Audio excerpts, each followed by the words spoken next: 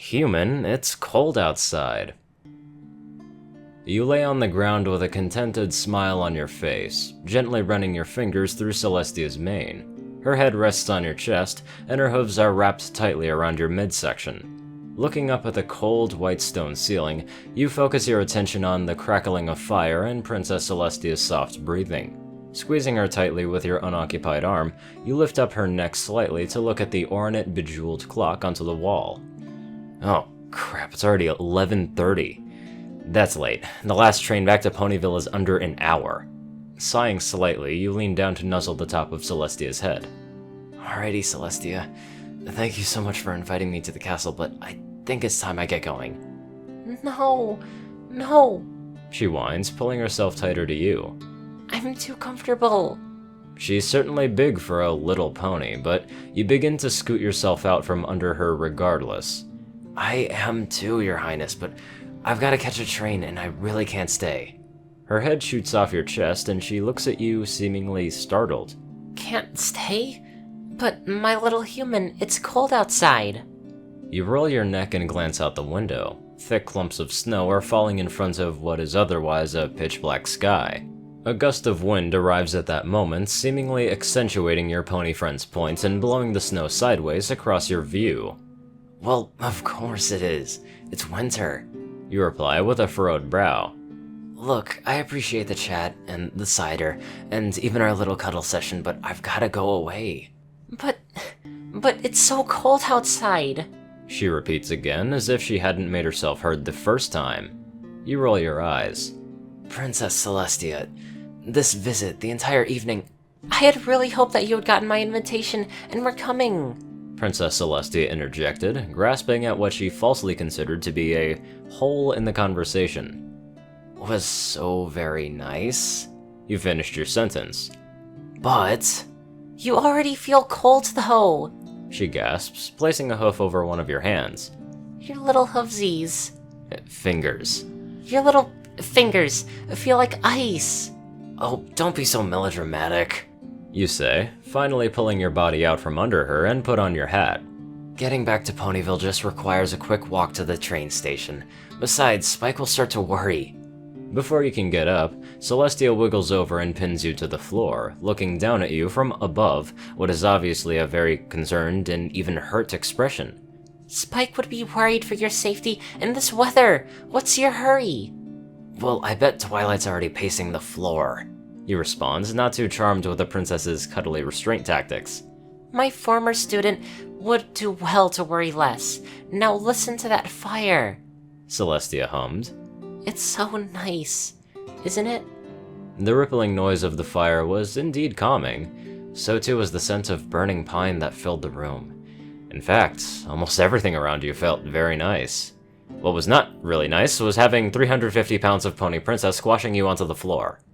Well, I live with Twilight, so her mental health is a priority too. It's time for me to scurry. You try to escape from under Celestia's grapple, to no avail. My little human, please don't hurry, she whines, holding your limbs down with a combination of her magical aura and deceptive strength. I'm concerned for you. The quivering frown on Celestia's face tears into your heart. You look over at the clock, pausing to make a quick calculation before speaking again. Well, I have time for maybe half a drink more. Princess Celestia hops up joyously. Oh, good. I'll pour you something. Why don't you wind up one of my music boxes while I do that? You walk over to a tiny gilded music box sitting on a side table as Celestia scurries off to fix you your beverage. Gently, you wind up a little knob onto the side and some classical music begins to chime from the box. You squint a little at the purple pony figure twirling about onto the top. Huh. That kinda looks like Twilight. Princess Celestia returns over to you, a short glass filled with heaty, brown liquid floating in her magical aura. Nabbing it with your hands, you swirl it around a few times. Well, I still should go after this. I can't imagine what every pony else in Ponyville might think. Don't you dare think about leaving, Celestia scolds. It's too cold for you to go safely. You take a hearty swig of the drink Celestia poured for you, ignoring her entreaty. It tastes excellent, but the flavor is Overpowering, intoxicating even. Say, what's in this drink? Celestia responds to your passive-aggressive conversational behavior with some of her own. It is far too late to get a cab to the train station. Not many cabs are even out in this weather.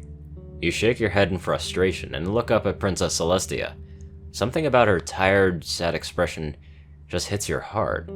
Putting down your drink and closing the gap, you wrap your arms around her neck in a sweet hug, which she returns. I wish I knew how to be in two places at once. You muse to her in a pitiful version of an apology. Celestia looks deeply into your eyes and smiles. Your eyes are so sparkly and tiny. Her own magenta irises draw you in, and you find yourself drawn back to Celestia and a standing-up cuddle. If you do know a spell like that, I'm interested. You mumble tiredly into her coat. Just as long as you can break it later. Let me take your hat, Celestia says, pulling it off with her magic and tossing it across the room, where it promptly lands into the fire and ignites. Without removing yourself from the hug, you look into the fire silently, too shocked at what just happened to feel any clearly defined emotions. Oops, Celestia hums, somewhat half-heartedly. You finally process enough information to develop feelings about the situation. Letting out a growl, you release your grip on Princess Celestia and step back to shoot her your best angry eyes. I'm not staying. No, Your Highness. Do you mind if we lie down onto the couch for just a little moment? Princess Celestia asks, giving you a gentle but firm shove backward onto the cushy piece of furniture and completely ignoring your last statements. You grunt in annoyance as you hit the couch, and Celestia quickly scrambles over, lying next to you and resting her head onto your chest again.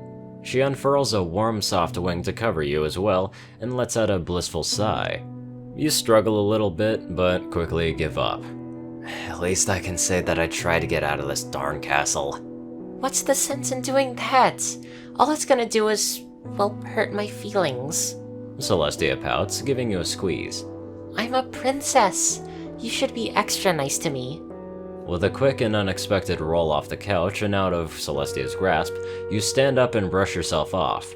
Look, I really can't stay. You briskly walk off towards the chamber door. Celestia hops off the couch and follows you quickly. Don't be such a holdout. I mean, it's so cold outside. You both say simultaneously, albeit with very different tones. Yeah, I know. You groan, opening the door but addressing Celestia over your shoulder. I've gotta get home. Home? A new voice cries from right behind your door that you just opened. But human, you'll freeze out there. You growl and turn your head forward to look at Princess Luna. Luna, I don't want to have this discussion. If you worried about me, why don't you lend me a coat, or a warm scarf, or a hat to replace the one Celestia set on fire? You can't leave. Celestia continues, just as incredulous as before. The snow will be up onto the middle of your legs. What do you call that? The knee. Yes, it is up to your knees out there. You cannot possibly leave. You should listen to my sister. Celestia calls from behind you. You realize you're trapped between the two princesses, and your heart begins to beat a little quicker as your mind rushes over potential escape plans. Both of you were just grand hosts, you half plead. But... You didn't even give me a single ear scratch. Luna whines. I've been so busy working, I haven't gotten to spend any time with you on your visit or feel the thrill of scratchy scratchies. You finally let out a more aggressive growl of exasperation. Why don't you two just see— How can you do this thing to me? Luna wails, falling prone in front of you. Not a single ear scratch. There is bound to be gossip about the yin-yang in Ponyville tomorrow if I don't get back, you argue, pointing a thumb in the rough direction of the village for emphasis. Maybe they'll think I went on a bender or was kidnapped or something. My sorrow is eternal, Luna moans, looking up at you with a big pout, watery eyes, and a quivering lower lip. First 1,000 years on the moon, and now this. Leaving early in this dangerous cold, without so much as even a hug to remember you by after you freeze to death. You feel your resistance slowly fade away as your frustration morphs into weariness and an overwhelmingly desire to hug the soft, flirty princesses. Well, at least there will be plenty implied in the conversation. You sigh, rubbing your eyes. It'll be interesting to hear it all too. If the freezing doesn't kill you, the pneumonia will, warns Luna dramatically. We still wholeheartedly reject germ theory. I really can't stay, you offer feebly, a pitiful entreaty that offers you your last hope of escape. Oh, just stop holding out on us, Celestia chimes in, clearly having noticed your fortitude crumbling before Luna's onslaught. It's too frickin' cold outside, you mutter, moving back over to sit onto the couch and collapsing. Yes, much too cold for you to leave, offers Celestia. Her ears perking up, Princess Luna hops off the ground and looks at you hopefully. Ah, too cold outside indeed. If I agree to stay the night and let you both cuddle me, will you get off my back? You ask, hands running through your hair in exhaustion. Yes! They both shout immediately, ushering you over to the couch with slight too hard muzzle pushes. You collapse onto your back and then immediately scramble to position themselves on top of you, one pony slightly on either side. With a very slight grin, you reach up to scratch behind Luna's ears, causing her to squee in delight. A flash of magic later, and both ponies suddenly have mistletoes tied to their horns. Celestia looks down at you knowingly, while Luna appears confused for a few moments, before awareness dawns on her features and her expression morphs to match her sister's. You frown up at them as strongly as you can. No, absolutely not. Come on, dear. It's hearthwarming, Celestia cajoles, moving her muzzle closer to your face. Tradition must be followed, Luna declares authoritatively, trying her best to sound sagely. You let out a hissing sigh. Alright, fine. Their expressions light up immediately, but you jump onto the opportunity to extinguish their joy. But cheeks only. Princess Luna sticks her tongue out at you. Fine. She moves forward and plants a warm kiss onto your cheek, with her sister following soon after onto the other side. You can feel their lips vibrating gently as they hum in satisfaction.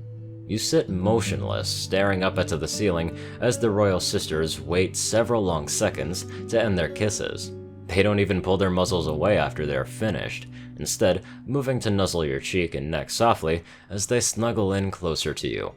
It was a warmer snuggling with the princesses on the couch than it would have been onto the walk back to the train station. And the overwhelming comfort soon has you nearing a peaceful slumber. Celestia clears her throat, and your eyes crinkle in annoyance. When she clears her throat again, your eyes shoot open in annoyance. Can I help you? You ask, with a regrettable amount of sharpness in your tone. Don't we get kisses too? Celestia asks, frowning as if she was hurt. Luna's head rips upward to look at you, her eyes widened with a sudden realization. Yes, indeed. Otherwise, it is unfair to us. You close your eyes and let out an audible groan. I should have just chosen to freeze to death, you lament, although you can't keep the edges of a smile from creeping across your face.